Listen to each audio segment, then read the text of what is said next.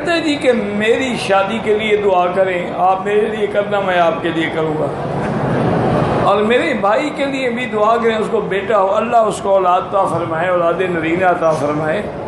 मेरा भाई सूरत यूसुफ जो है ना, ये बड़ी मुजर्रब उलमा ने लिखा है।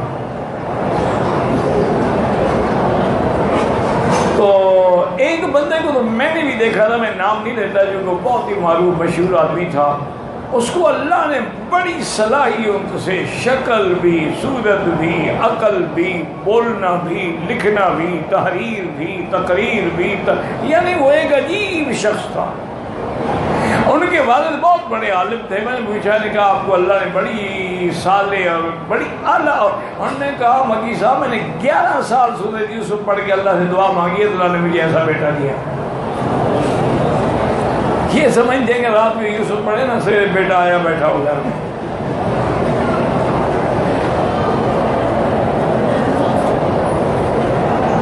एहराम को नीचे बांधने कैसा है, जैसे बांधते हैं चादर बांधे, और कैसा है क्या?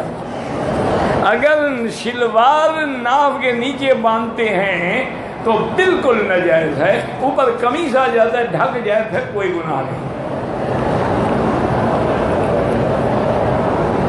मरियम बूटी मदीने से औरतें खरीदती हैं, मुझे तो पता नहीं है, हमने तो आज तक नहीं सुना। मैंने भी है वहाँ जबल ओहद पे कोई ऐसे जड़ सी होती है, कहते हैं मरियम बूटी है जी, जिसको औलाद न हो पानी में घोल के पिलाते हैं, औलाद है जी। फिर मदीने में तो कोई लावलद ना होता ना, वहाँ तो ये बूटी आम है। वहाँ लोग जिनकी औलाद नहीं है उनको मरियम बूटी का पता नहीं लगा।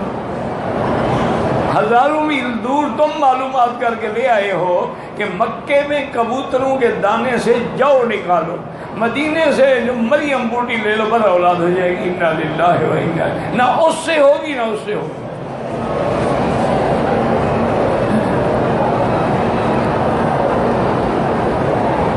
मुरीद हुसैन लोधने वाले परेशानी, अल्लाह सबकी परेशानियाँ दूर करें।